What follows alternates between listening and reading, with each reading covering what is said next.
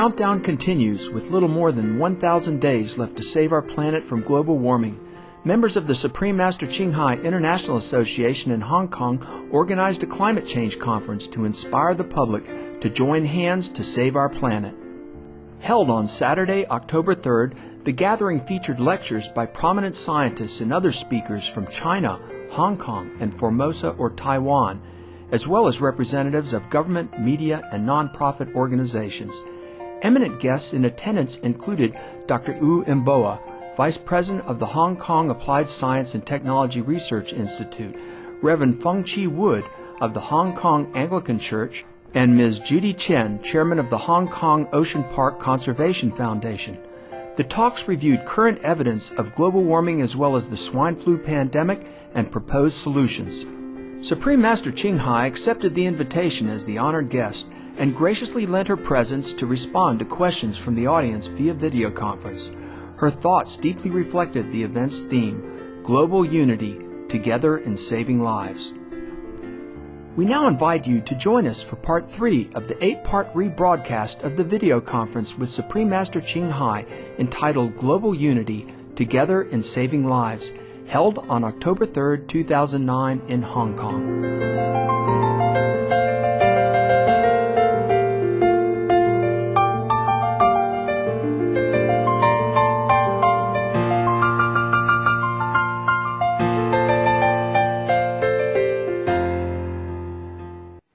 Animals are always trying their best to adapt the environment for survival. However, the current rate of climate change far exceeds their ability to adapt, resulting in fatal harm to many species, ecosystems, and humanity.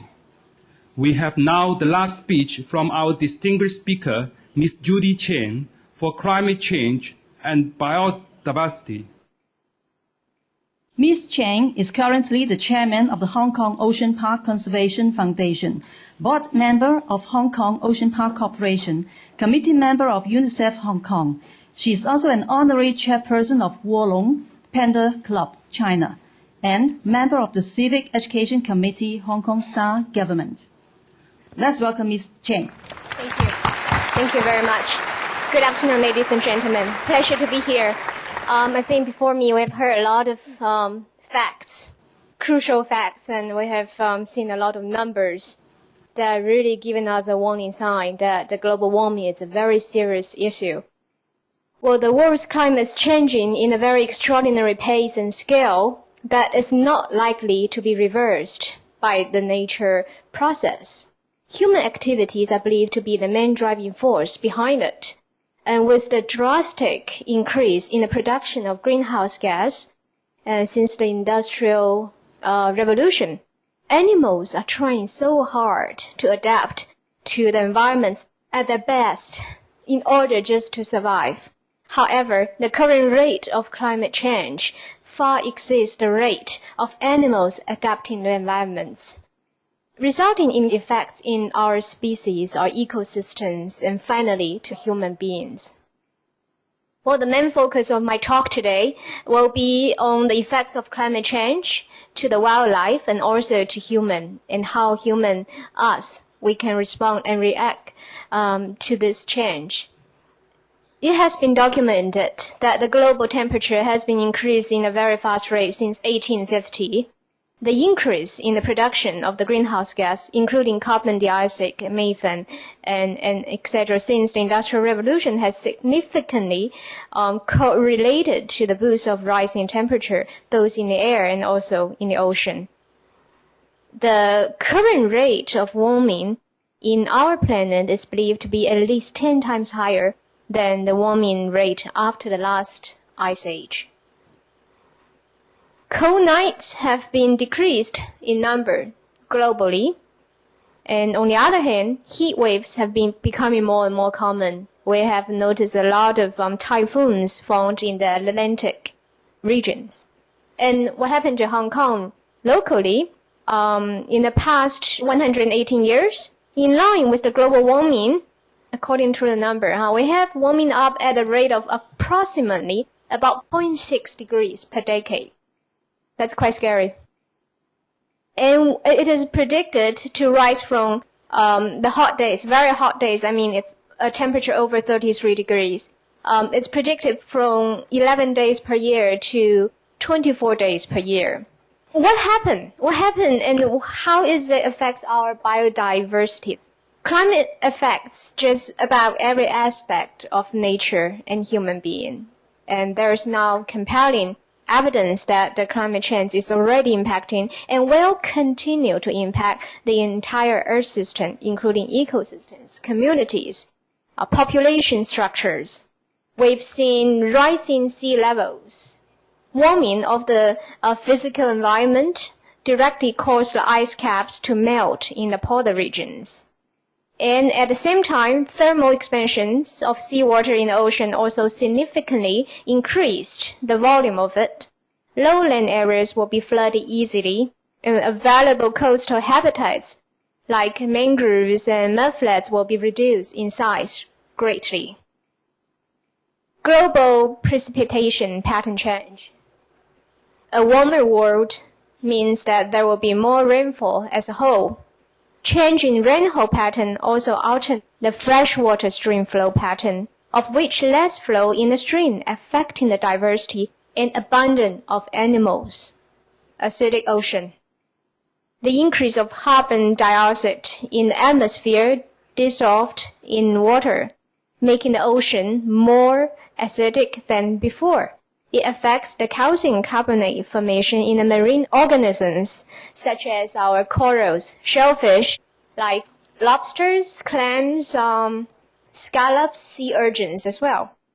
And we have ranges of species shift. The climate variability brings shifts in the distribution and abundance of fish, invertebrate, and the plant species in marine communities. This makes the animal migrate to further north and further south. Further north, we will have the polar bears, and further south, we'll have penguins. These are our very cute little friends. They have less and less land to play, less and less iceland to freely roam. Climate change will be expected to lead an upward shift in species ranges. But what happened to our plants? Plants, they don't have wings, they don't have feet, they cannot move, they cannot fly. They can do is just stay there and be left behind. And because our plants change, climate change, a lot of animals that are dependent on the geographical range and habitats, they're facing a very challenging result, like our giant pandas. They depend on high mountain bamboo forest, and right now they have to move higher and higher elevations, but then they don't have certain species of bamboo to eat. Giant pandas are our cute little friends, they're great blessings to human beings. They walk from 9 million years ago to today, and we don't want them to exist. Loss of our valuable lands, loss of our precious animals, what human can do today. We talk about the carbon footprint. We talk about recycle. What we can do is, from my point of view, we try to spread out the message and encourage more people to join us. Plant a tree. Plant a tree. The trees can help with the carbon dioxide. Time is running out. We only have this much time to make a difference. I believe that a lot of friends here share the same vision as I, that we share this, and we always believe in an environment that human can live in harmony with nature. And we believe in that, and together we can make a difference. Thank you very much.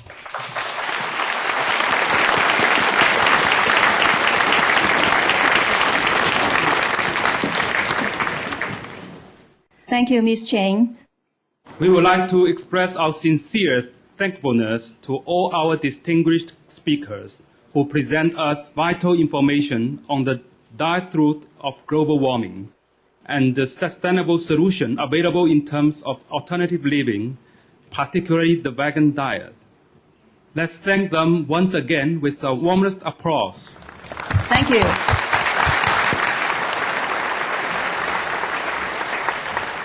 Today, it is our honor to have also honorable guests here. So we would like to introduce our honorable guest, Mr. Yin Kai Wing, the member of District Council, Sam Sui Bo. Let's give a warm applause. Thank you for your time. Thank you for joining us. Our next honorable guest is famous great ballet dancer, Jim Wong. Thank you for your time. Distinguished guests, ladies and gentlemen, we are privileged and grateful to have our most honorable guest, Supreme Master Ching Hai, accept the invitation to join the conference. Supreme Master Ching Hai is highly esteemed invited speaker at many climate change seminars and conferences around the world. Let's give a warm round of applause to welcome our most honorable Supreme Master Ching Hai.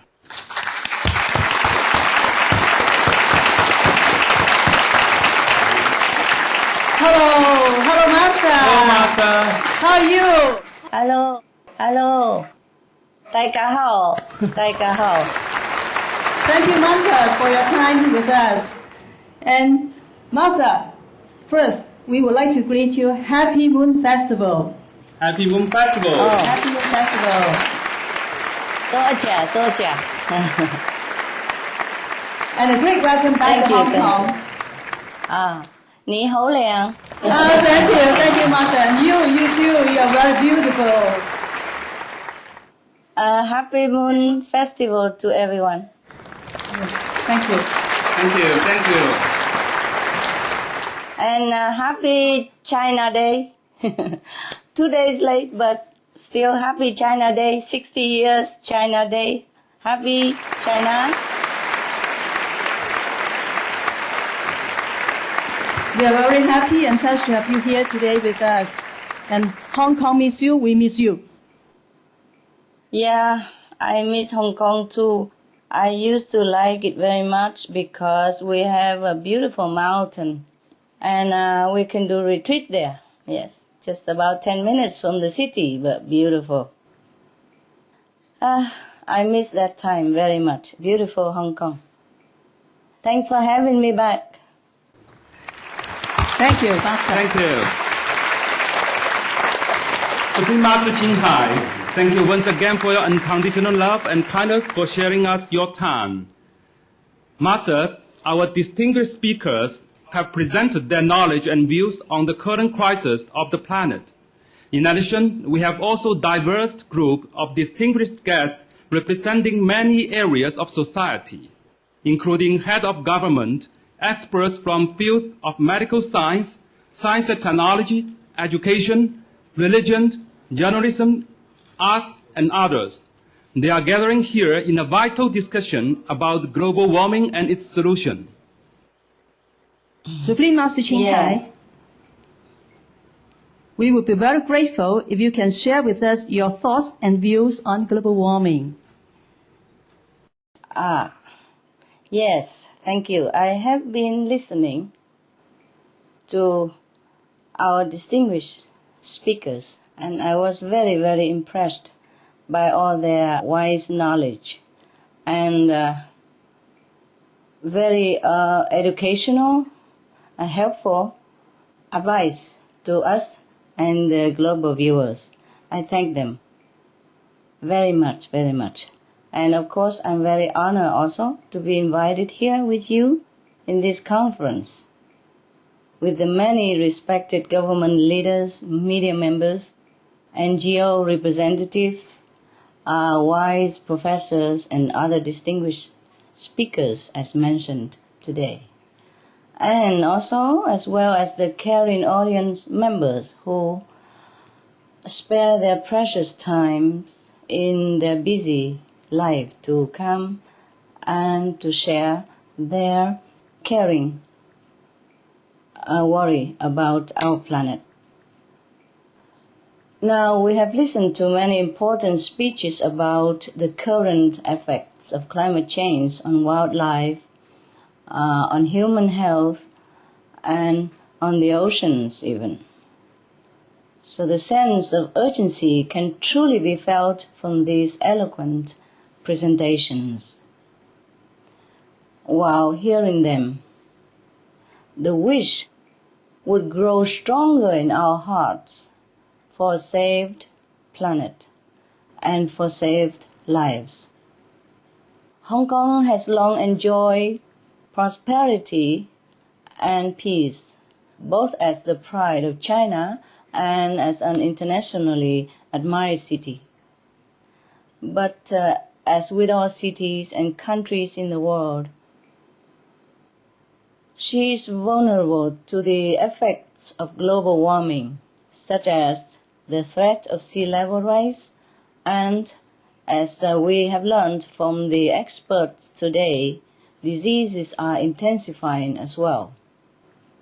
In such an increasingly frightening scenario, we are lucky and blessed to still have the time to save our lives and the lives of our children and our co-inhabitants. So I'm still hopeful that this important conference today will motivate everyone to make the small changes needed to propel us all toward a beautiful future for ourselves and the planet. Thank you. Please be a hero. Be veg. Go green. Do good deeds and save the planet. Thank you so much. God bless Hong Kong. Thank you. Thank you. Thank you, Master. Thank you. Now, Master, we have our first honorable guest, Mr. Bobsy. Mr. Bobsy is a vegetarian and is a shining world hero laureate for being the founder of Save the Human campaign. And some of our guests would like to have your opinions and advice to their questions. And now, Mr. Bobsy is our first guest who would like to put one question to you. Thank you, Master. Welcome, Bobsy.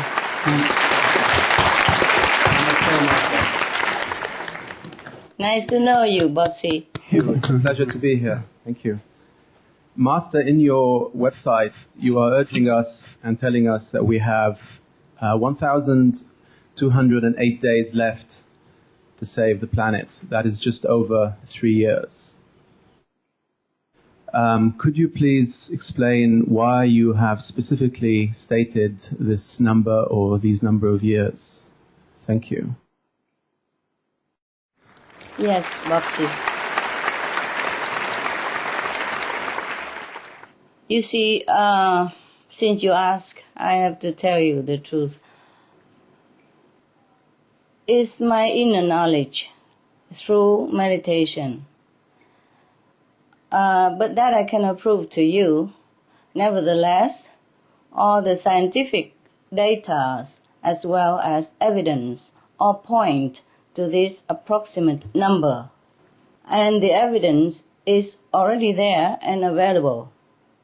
As you said, today, more or less, there are only 1,208 days left to save the planet from runaway global warming, from destruction by all the world's population becoming vegan.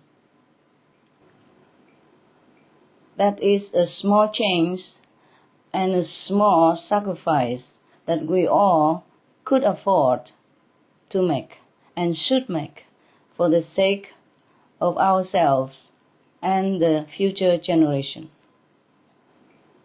Very small change, I think, very affordable change, and very reasonable.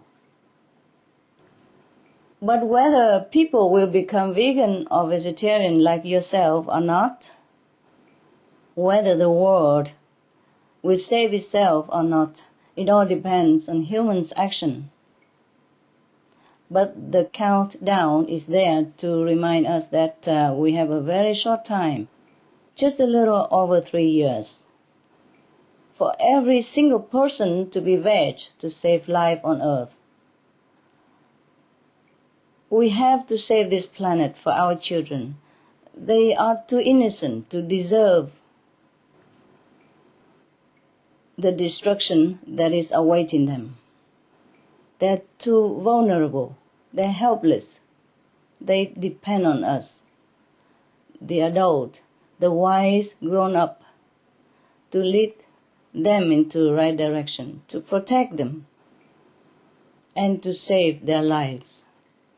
We have inherited a beautiful planet. It is our duty to keep it that way for our children and grandchildren and great-great-grandchildren later on.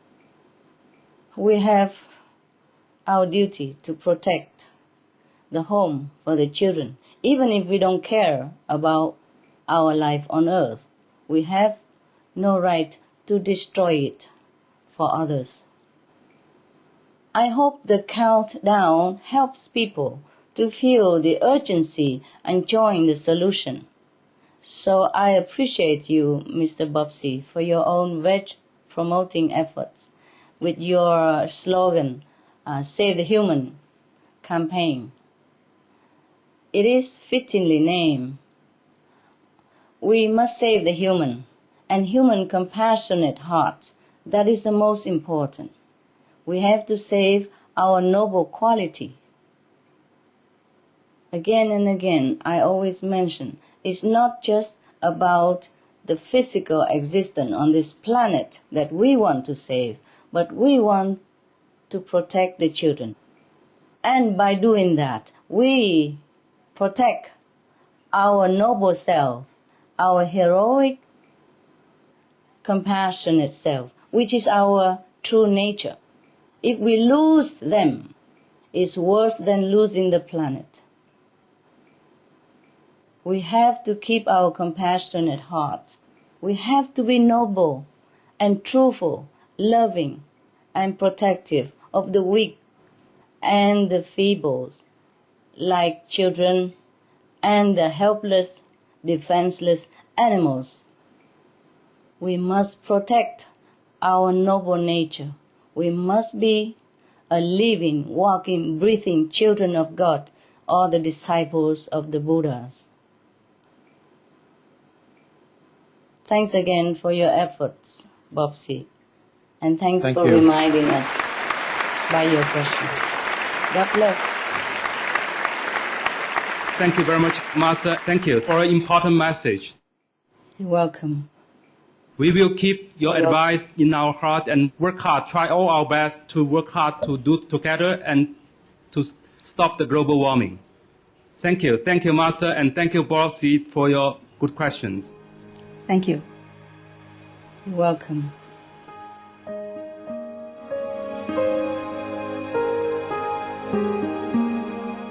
Vegetarianism in religion. The Baha'i Faith. Regarding the eating of animal flesh and abstinence therefrom, know thou of a certainty that, in the beginning of creation, God determined the food of every living being, and to eat contrary to that determination is not approved. Selections from the Baha'i writings of some aspects of health and healing. Buddhism. All meats eaten by living beings are of their own relatives. Lankavatara Sutra. Also, after the birth of the baby, care must be exercised not to kill any animal in order to feed the mother with meaty delicacies, and not to assemble many relatives to drink liquor or to eat meat, because at the difficult time of birth there are innumerable evil demons, monsters, and goblins who want to consume the smelly blood. By ignorantly and adversely resorting to the killing of animals for consumption, they bring down curses upon themselves, which are detrimental to both the mother and the baby. Ksitigarbha Sutra. Be careful during the days immediately after someone's death, not killing or destroying, or creating evil karma by worshipping or offering sacrifice to demons and deities, because such killing and slaughtering committed, or such worship performed, or such sacrifice offered, would not have even an iota of force to benefit the dead, but would entwine even more sinful karma into previous karma, making it even deeper and more serious. Thus delay his rebirth to a good state. Karma means retribution. Ksitigarbha Sutra. Gaudai. The most important thing is to stop killing, because animals also have souls and understand like humans. If we kill and eat them, then we owe them a blood debt. Teachings of the Saints. Christianity.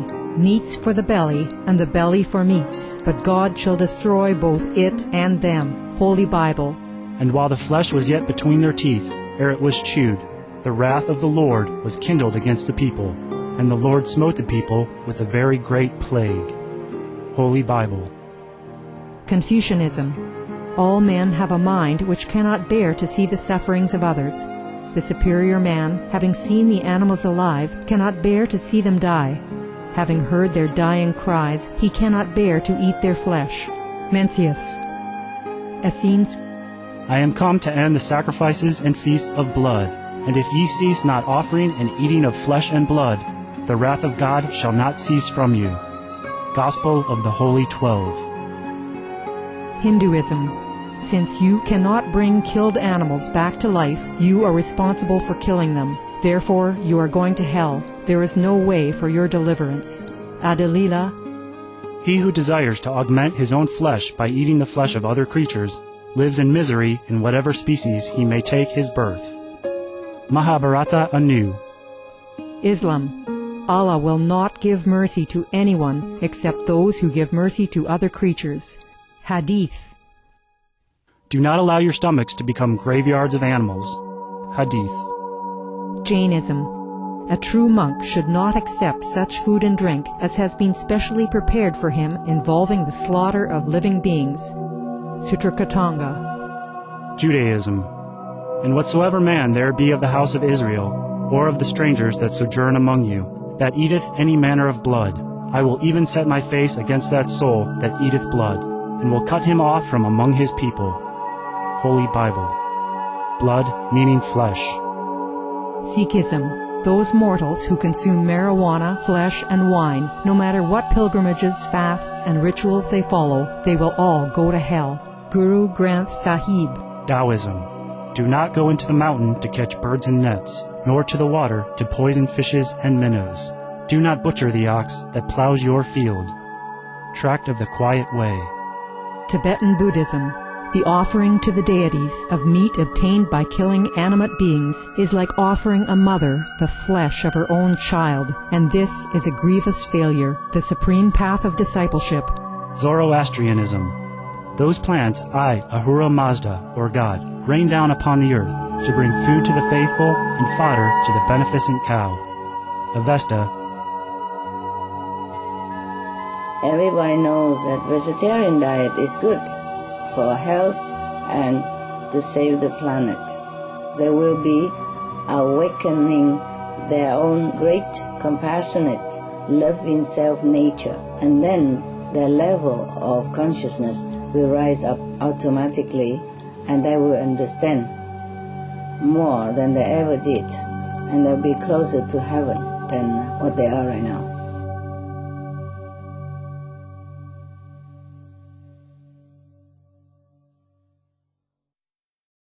And now we have our next honorable guest, Dr. Lawrence Lau. He is a health care consultant. Hello, Master.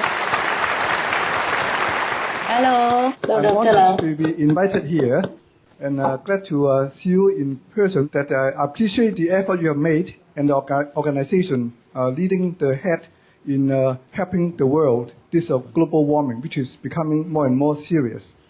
And in fact, there are more people who have died from meat eating, died from drug addictions, alcoholics, than people who die in a war.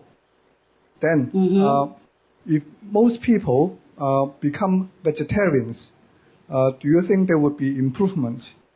And also, if most people become vegetarians, how would that help economically, spiritually, culturally, and scientifically? I appreciate your answering these 4 aspects. Thank you.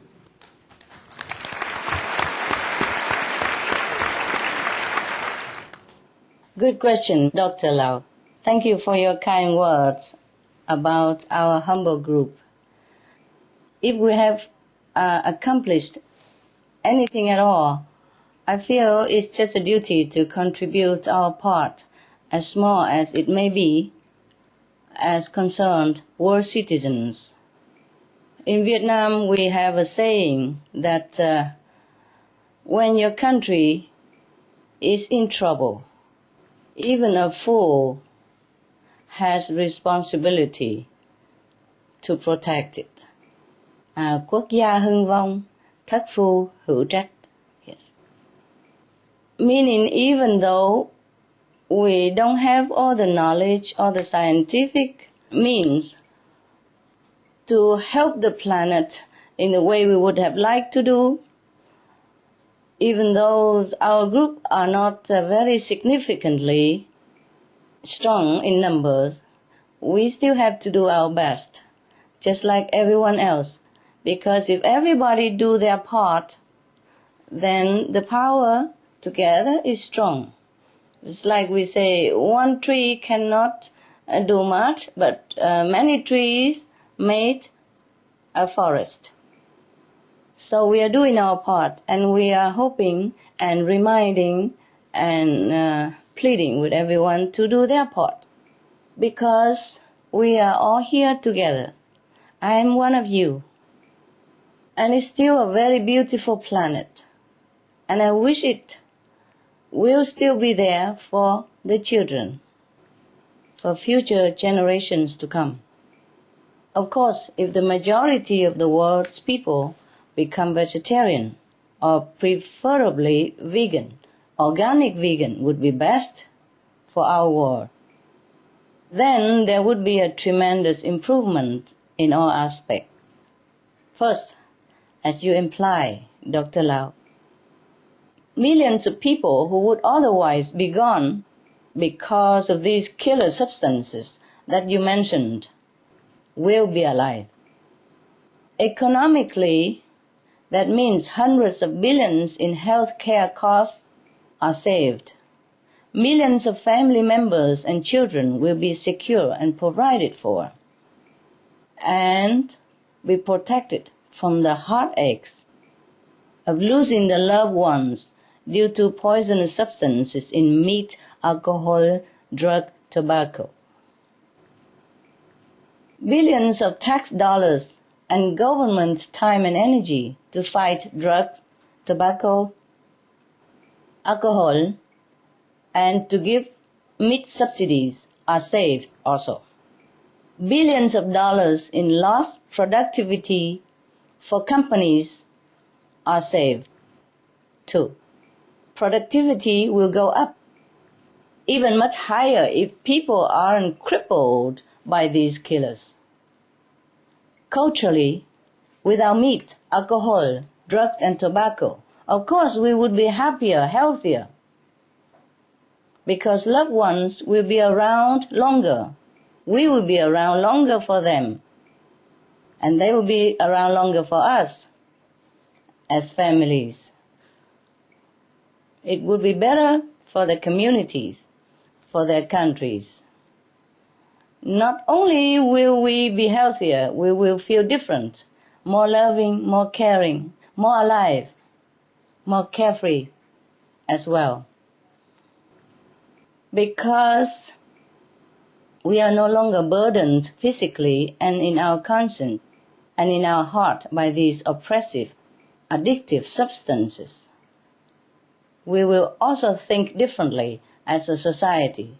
More clarity and wisdom will be flowing into our minds so that we would know of better ways to run our society and live our lives. Ask anyone who has turned around to forsake meat, forsake drugs, forsake alcohol, and forsake tobaccos. You ask any of them how they felt before and how they feel after. They would tell you a huge improvement in all aspects of their life. And they would tell you that they're so glad that they quit the bad habit. And they will tell you how happier they feel, how light-hearted, how more intelligent, how more productive and constructive to themselves, to their family, society, and the world at large. Spiritually, we will have more awareness, more love in abundance. In our heart, we will feel the world of difference. Ask anyone who has quit these harmful substances, they will tell you the same. Even without practicing any religious faith or any yoga they feel a world of different already. And of course, if we practice meditation or yoga, then of course we feel even much better than that. Calmer, yes, more loving, more attentive, more concentrate in whatever we do.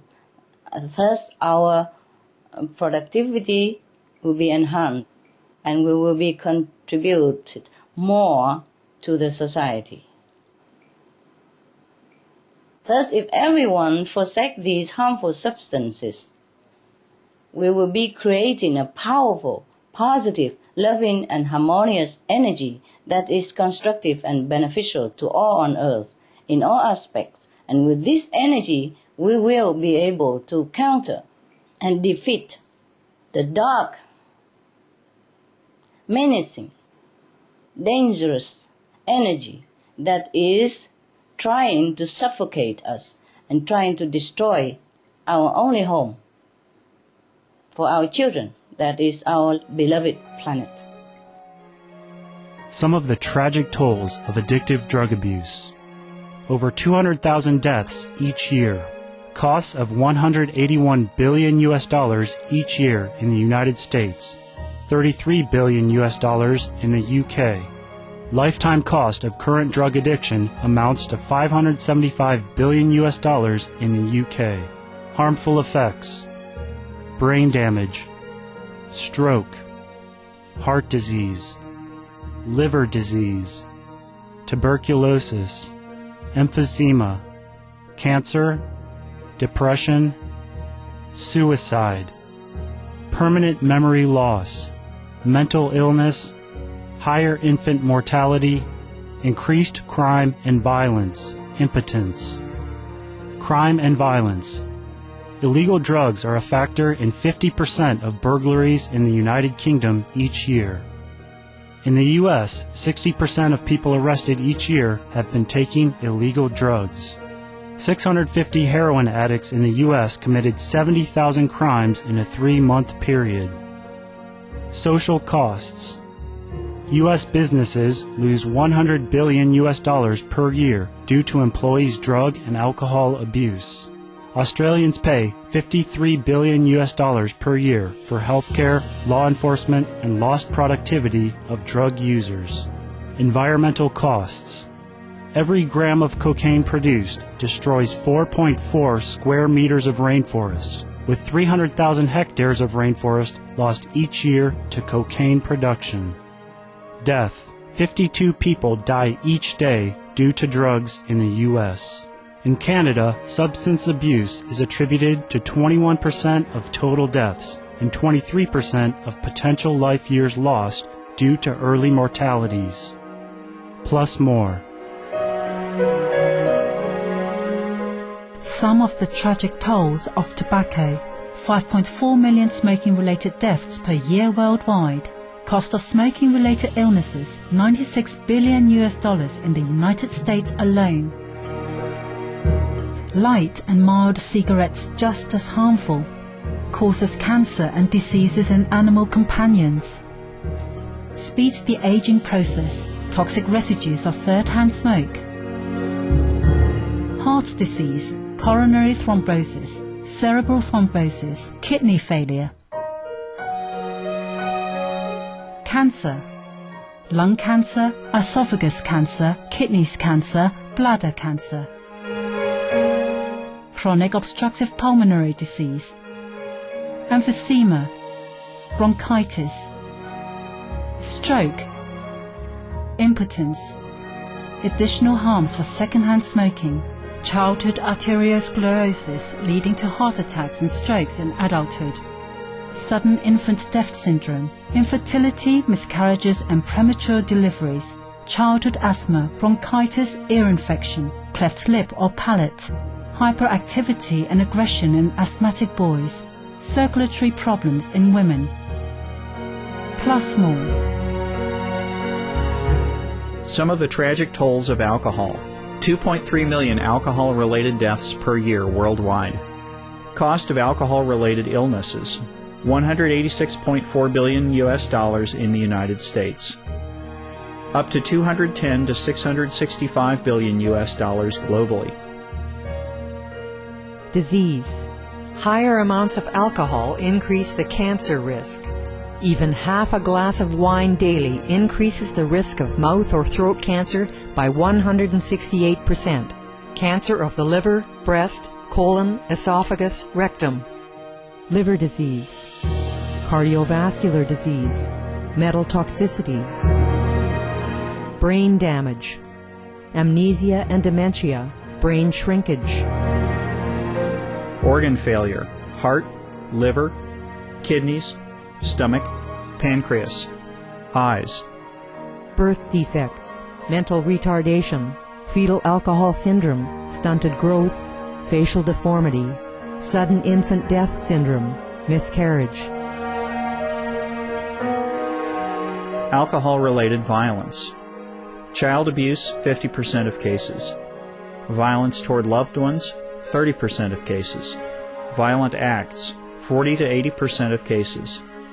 Suicides, 20 to 50% of cases. Plus more. For more urgent information, please visit www.suprememastertv.com/killers. If all become vegans, vegetarian, organic vegan, be better. We will be much easily elevated inside, spiritually, without these toxins as obstacles in our lives. And as a result, scientific changes will manifest as well, in the form of incredible, fantastic new inventions that improve the quality of life for people on Earth. Our scientific and technological understanding will also go beyond Earth, because with an elevated, compassionate atmosphere, we can even communicate with other, more advanced planet people and learn from them, exchange with them, our knowledge and their knowledge. And of course, the environment will be restored to a wholesome state. Once meat, alcohol, drugs, and tobacco are eliminated, the changes and improvements will be so far-reaching and so wonderful. It will be like a great leap in our evolution. We should pray for this day to come soon. Dr. Lau, thank you. God bless you. Thank you, Master. I'm sure many more people will become vegan day by day. And thank you, Dr. Lau, for your great concern for others. Thank you very much.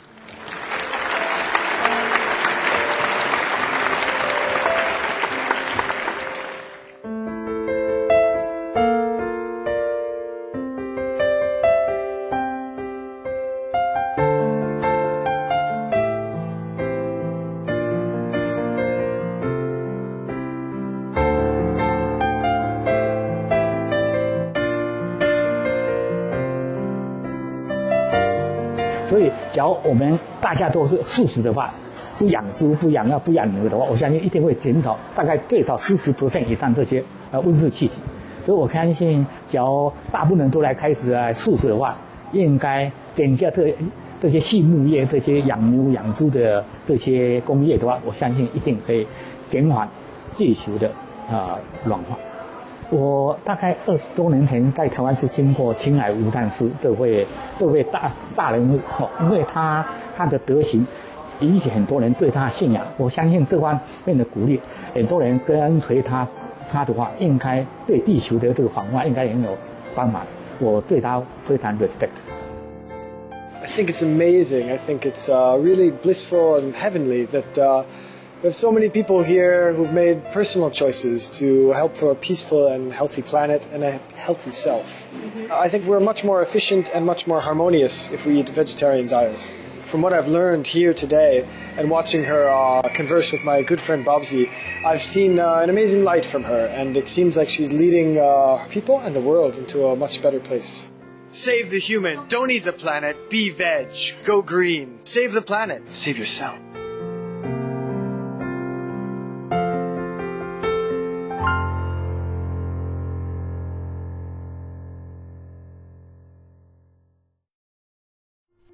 Thank you for your warm-hearted presence for today's episode of Words of Wisdom. Please join us again on Tuesday for Part 4 of Global Unity Together in Saving Lives. Now, please stay tuned to Supreme Master Television for a journey through aesthetic realms, coming up next right after noteworthy news. We wish you joy, peace, and prosperity. For more details, please visit www.suprememastertv.com/WOW.